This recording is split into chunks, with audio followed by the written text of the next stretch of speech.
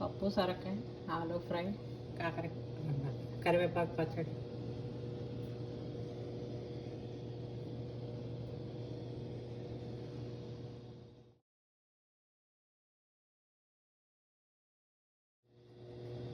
కరివే కరివేపాకు టమాటో పచ్చడి చేస్తాను. ముందు పోపు గింజలు వేపుకుని కొంచెం నువ్వులు అన్నీ వేసి పోపులు వేసుకుని వేపుకున్న తర్వాత అందులో కొన్ని వెల్లుల్లిపాయలు కూడా వేస్తాను.